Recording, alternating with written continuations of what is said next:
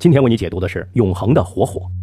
介绍这本书啊，首先不能不提作者张瑞敏，他是一位优秀的企业家，他执掌的海尔集团是中国最有影响力的企业之一。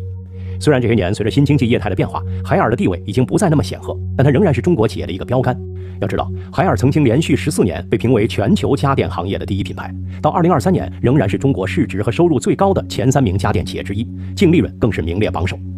另外，张瑞敏2023年被授予了全球50大管理思想家的终身成就奖。这个奖的分量如何？看看之前拿奖的人就知道了，包括现代竞争战略之父迈克尔·波特、现代营销科学之父菲利普·科特勒、管理哲学之父查尔斯·汉迪等等。他被誉为管理思想界的奥斯卡。可以说，海尔是当代中国的一个标杆性企业，张瑞敏是当今世界的一位领袖级企业家。我认为光凭这一点，这本书就值得一读。抛开作者的身份不谈，这本书主要讲什么呢？如果用一句话概括，他说的是企业如何永生。当然，这里的永生是打引号的，他要探讨的是企业管理中的一个老大难问题：企业如何在多变的环境中长久的生存。这个问题当然已经有很多作品和理论在探讨了，但张瑞敏的探讨不是为了提出某种理论，而是出于对企业发展的忧虑。他在工作中经常思考，全世界的企业为什么很少长寿？为什么很多优秀企业发展到一定高度后就会走下坡路？比如日本曾经有很多世界顶级的企业，为什么换一个接班人，很多企业就不行了？他重视这些问题是居安思危，也是企业长期生存的需要。所以他能把一些尖端的管理理念直接应用到海尔的组织设计与流程再造中，让理论与实际高度贴近，反复磨合，不断进化。这是他的见解能受到学术界重视的原因。张瑞敏思考的这些问题，当然也是每个有远见的领导者要考虑的。他对这些问题的解答可以概括为一个概念：人单合一。这个概念的内涵很丰富，也很独特。比如从用户需求来看，他相信企业不是由产品定义的，而是由用户的反应决定的。从组织形态来看，他认为大不是美，小也不是美，能够成为生态系统的企业才是美。从企业文化来看，他相信企业的文艺复兴应该是把对 CEO 的崇拜转化为每个人对自我价值的崇拜等等。这些独特的观念会给不同的人带来不同的启发。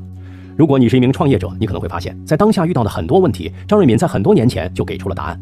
如果你是管理者，你会觉得是在跟一位阅历深厚的前辈对话，能提升自己的管理思维和境界。如果你是普通人，你会发现张瑞敏强调企业发展的目标是理解人、尊重人、释放人的潜力，让每个人的价值最大化。我们可以从中汲取个人成长的智慧和力量。接下来我就围绕张瑞敏提出的人单合一模式，从上面提到的用户需求、组织形态和企业文化3个方面来为你解读这本书。首先我们来看张瑞敏是如何看待用户，以及海尔是如何满足用户需求的。说到用户需求啊，做企业没有不重视的，因为用户是企业收入的来源，企业只有通过满足用户的需求才能生存。不过更重要的问题在于，企业怎么才能动态的、持续的发现和满足用户的需求？过去人们通常认为，企业只有通过生产高质量的产品与其他企业竞争，才能持续赢得用户。但在张瑞敏看来，企业不是由产品定义的，而是由用户定义的。他信奉没有对手，只有用户。海尔从来不去盯着谁是自己的对手，而盯着用户的需求，通过与用户互动来适应市场的变化。比如海尔最重要的管理模式创新是人单合一。人指的是企业员工，单指的是用户需求。人单合一就是让企业员工和用户需求连成一体，赋予员工自主决策的权利，让每个员工都直接面对用户，为用户创造价值。这就体现了要与用户深度接触，随时适应市场变化的特点。人单合一是怎么产生的呢？正像前面提到，张瑞敏在领导海尔的过程中经常思考，为什么企业很难长期生存，往往发展到一定高度就会走下坡路，甚至换一个接班人就不行了。他担心海尔也会出现这样的问题。他认为企业必须破除金字塔式的管理结构，变成一个生态系统，这样不管交给谁来管理，也不管谁来接班，系统都会继续运行下去。那么人单合一具体怎么做呢？要知道，人单合一是为了对抗大企业病而提出的，因此基本思路就是尽可能减少管理层级。它与传统管理模式最大的区别就在于，它要打破企业与市场的边界，让每个员工都变成企业内部网络和外部市场的连接点。换句话说，不仅销售人员要直接面对用户，企业内部的不同岗位和部门之间也是彼此的用户，用交易的方式来驱动管理。这样企业就没有了内部和外部之分，而是变成了一个与市场连接的生态组织。它能让所有人都感受到市场的压力，促使所有部门围绕用户需求展开工作。举个例子，海尔曾经把自己的冰箱分成4类， A 类产品最赚钱， B 类产品次之， C 类产品是不亏损的， D 类产品是不赚钱的。这样的话，销售人员可能光卖 A 类 B 类产品，不卖 C 类 D 类产品。那么谁来承担责任呢？首先是研发人员和企划人员，因为产品是他们做出来的，在推向市场的时候，调研报告说一定赚钱，但推到市场后没有人买，他们就要承担损失。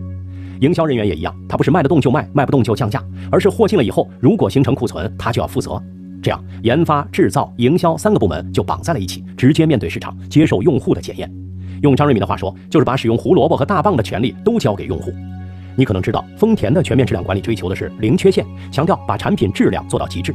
而海尔追求的是与用户零距离，他要求企业尽量贴近用户，根据用户反馈不断调整自己。那么，为什么海尔要强调与用户的连接，而不是像丰田一样追求极致的质量呢？因为时代变了，在工业革命时期，企业的目标是把产品做好，那时候高质量产品就是用户满意的保证。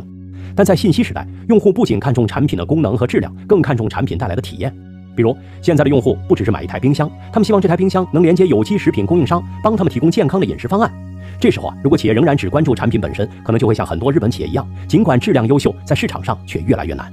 因此，海尔又提倡另一种营销方式——场景化定制。它可以把多个产品组合在一起，围绕用户需求构造出新的场景，把用户需求转化为新的商业模式。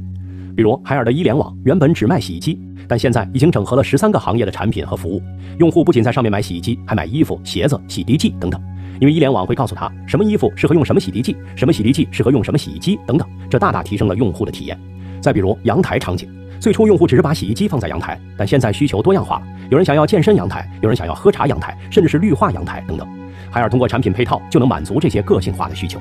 再比如智慧家庭更是一个典型的家电应用场景，它不是卖单个的冰箱、洗衣机，而是涵盖了各种生活场景，包括厨房、浴室的智能设备。这种一站式解决问题的场景定制能给用户带来极大的便利。在上海的海尔体验中心，平均每个顾客购买场景的消费额高达20多万元，这说明用户愿意为完整的生活体验买单。通过场景化定制，企业从单纯提供产品转向提供完整的体验。不仅如此，它还建立了一个能够持续跟踪用户需求的机制，能更好地发现和满足动态的需求。比如海尔的量子小店并不直接销售产品，而是提供多种服务场景。之所以叫量子小店，是因为量子的特性是不确定性，代表用户需求的变化和不可预知。企业要与用户持续互动，才知道用户真正需要什么。这种小店通常面积不大，设在社区里，它不摆放产品，但用户可以通过大屏幕查看服务场景。在用户需要的时候，店铺可以随时提供个性化的服务和解决方案。比如青岛有一家量子小店，店长是个退伍军人，熟悉社区环境。有一天凌晨2点，一位女用户家里的水管爆裂，向他紧急求助。尽管时间很晚，店长还是赶到他家修好了水管。这位女士之所以那么晚敢给他打电话，就是因为认识他，信任他。上海有一个独居老太太，甚至将家里的钥匙交给量子小店的店长，因为她的子女不在身边，家里有什么事儿，第一个想到的就是他。这种信任关系不仅帮助企业了解用户的潜在需求，能够及时提供个性化的解决方案，并且还为未来提供更多服务奠定了基础。说到这儿可以小结一下，海尔对待用户需求有3个努力方向：一是尽量贴近用户，从追求高质量的产品到建立零距离的关系；二是场景化定制，从满足用户的单一需求到提供完整的体验；三是动态的满足需求，把一次性的交易变成长期终身的用户。总之，企业的存在不是为了打倒竞争对手，而是为了满足用户需求。但是企业永远不知道用户到底有哪些需求，所以就要不断去和用户交互。这就是张瑞敏所说的没有对手，只有用户。当企业把所有关注点都放在用户身上时，市场也会给出应有的回报。到2021年底，海尔旗下孵化的加速成长企业有183家，准备上市的有18家，已经产生了5家独角兽企业，4家上市公司。这可以说就是海尔推行人单合一、密切接触用户、不断适应市场变化带来的成果。当然，人单合一要想发挥作用，光有理念和目标还不行，还必须通过具体的组织架构来实施。在这方面，海尔也做了很多努力和尝试。这就是接下来我们要说的，海尔在组织架构方面有哪些变化。但在正式介绍之前我们首先要了解一点，海尔的组织架构变革是很不容易的。按照张瑞敏的说法，每年到海尔来学习的企业有成千上万，但真正能够推行海尔模式的企业凤毛麟角。这是为什么呢？其实前面说过，人单合一的重点在于打破传统的科层制，推行与用户交互的扁平化管理。这种结构能释放员工的创新活力，但也要求企业领导彻底放权，是大多数企业难以接受的。我们都知道，传统的科层制就像一个正三角，领导在上边，指令层层下达，员工只能被动执行。而张瑞敏的改革思路是把这个三角形倒过来，让员工在上面，领导在下面提供支持。这意味着领导不再是发号施令的人，而是帮助员工创造价值的人。在改革中，海尔去掉了12000名中层干部，这些人要么选择加入新的创业单元，要么离开企业，甚至连财务和人力部门也大幅缩减，原本几千人的团队裁到不足100人，很多重复性的工作被信息化系统取代了。结果当然是因为削减了冗余的管理层级，使企业更加灵活高效。但我们可以想象，它要克服多大的困难和阻力。很多企业到海尔学习后都感叹海尔模式好，但没法学，因为人单合一要求下放决策权、用人权、分配权，让小团队自主决策。对大多数企业来说，放弃这些权利意味着失去对员工的控制，简直不可想象。也正因为如此，海尔的管理模式很少有人能复制。当然，不能复制的东西不等于没有参考价值。海尔在人事架构上的改革虽然难以效仿，它在组织变革中秉承的理念却是非常值得借鉴的。张瑞敏认为，科层制能让管理统一有序，也会抑制人的创造力。企业做大之后，往往会得大企业病。如果企业想要长期发展，关键就是要打破科层制，变成自组织的网络平台。它允许创业项目在平台上自由生长，有些项目可能会失败，但另一些会茁壮成长，保持基业长青。他还受到军队变革的启发，比如美国军队就采用了某些网络节点式的组织形式，前线士兵随时可以根据战场情况做出决定，而不是一级一级向上汇报。既然军队能转型，为什么企业不可以？他认为像游击队那样灵活反应、随时决策才是最有生命力的组织形式。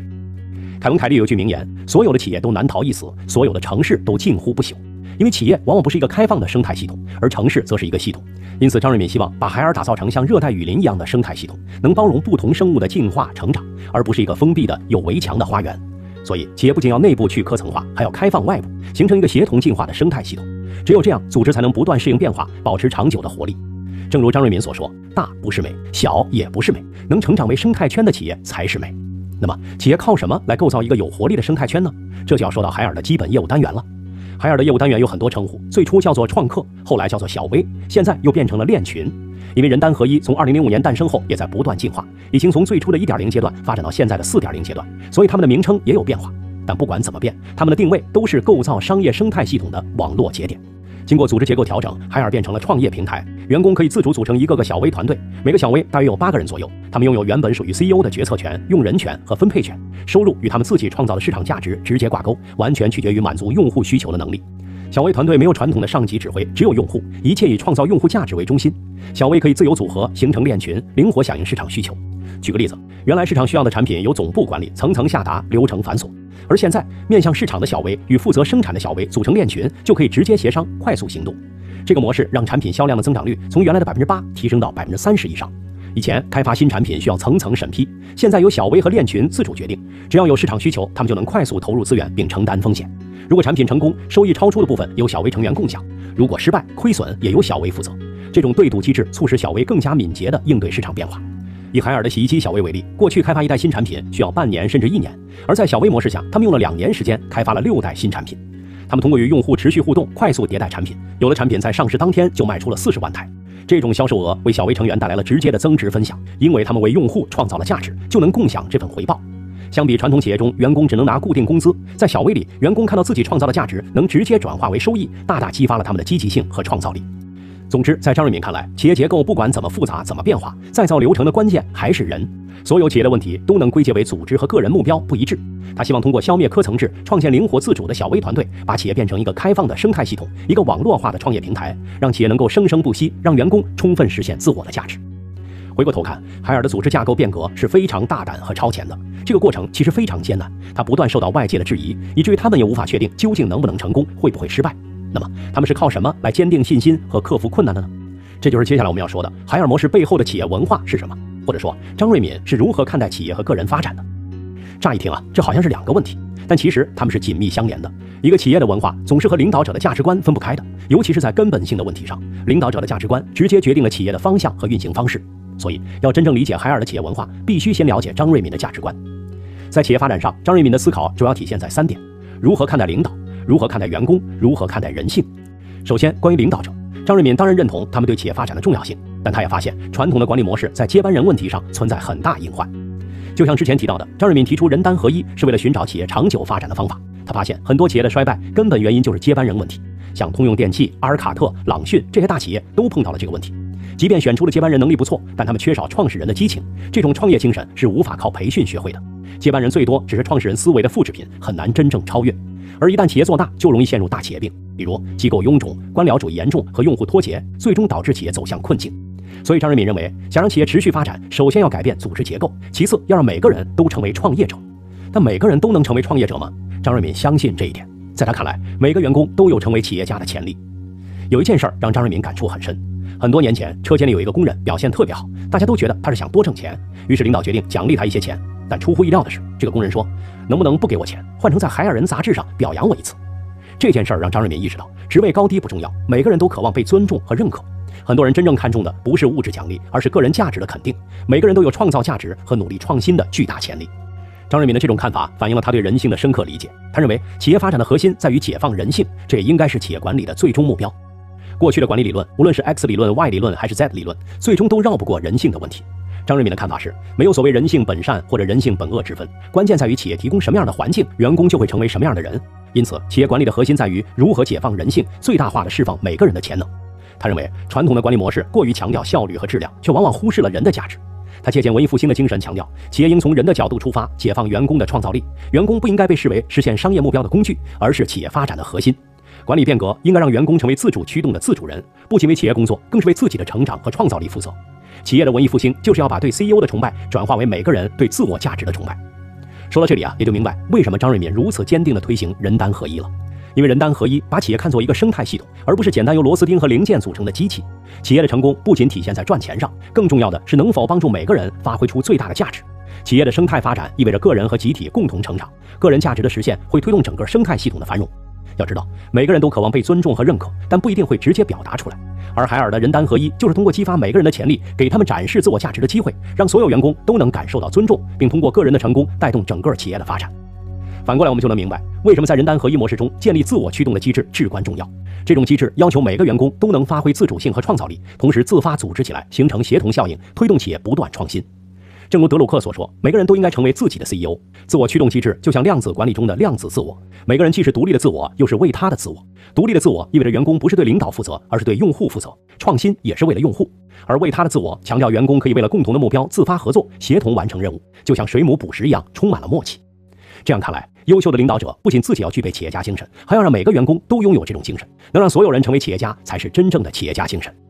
总之，从企业文化的角度看，人单合一的出发点是为了尊重人、解放人。它通过释放每个人的潜力，让人的价值最大化，实现更高的尊严。在众多管理模式中，人单合一才是把人的价值最大化作为核心。所以，人单合一不仅是一种管理模式，也是一种文化观念。它不仅适用于企业，也适用于更大的范围，为更多的社会组织提供借鉴。说到这儿，关于这本书的解读就接近尾声了。来回顾一下，这本《永恒的火火》是著名企业家张瑞敏的对话录，它完整呈现了过去近20年张瑞敏对于企业如何能长期生存的探索，以及海尔创建人单合一管理模式的历程。在今天的解读中，我们首先介绍了人单合一的目标，重点讨论了如何满足用户需求。海尔通过与用户保持零距离接触，实时获取反馈，不断调整产品和服务，动态满足用户的需求。此外，还通过场景化定制，既满足了当前需求，还不断发掘新的需求场景，保持了长期增长。进一步的，我们展示了人单合一的实施路径，重点讨论如何通过组织变革来提升企业的创新力与灵活性。海尔打破传统的层级结构，采用自组织的扁平化管理，让员工拥有自主发展空间，并通过小微团队的自发合作，构建了一个灵活的生态系统，让企业和员工能够随着市场变化不断进化，共同成长。最后，我们剖析了人单合一的本质，重点讨论了如何通过解放人性来塑造企业文化。张瑞敏强调，员工不应该被看作企业的工具，而应该被视为发展的目的。企业领导者的任务是激发每个人的企业家精神，让每个人充分发挥自身潜力，努力实现自身价值最大化，这样才能形成持续创新的动力。总之，借助这些理念和变革，海尔能够在用户需求、组织架构和企业文化上形成良性循环，通过层层递进的方式推动企业不断发展。最后听到这里可能有人觉得人单合一的理念太超前了，甚至有点理想化，也可能有人怀疑，像这么理想化的模式能落地吗？真管用吗？学得了吗？在这里我不打算用数字来说明海尔的商业成就和国际影响。我想强调的是，海尔企业文化中最重要、最难学的，可能不是如何争取成功，而是如何迎接失败。在张瑞敏看来，企业永远没有成功这回事，所有的成功和成就都像是在沙滩上留下的脚印，不管脚印有多么大、多么深，海浪一来，一切都没有了。在做成一件事后，就要准备迎接下一个挑战。所以海尔官宣的企业文化叫自以为非，而不是自以为是。因为一旦自认为成功、自认为正确，进步就会停止，企业也会陷入困境。这种文化才能促使企业始终处于自我革新和不断进化的状态。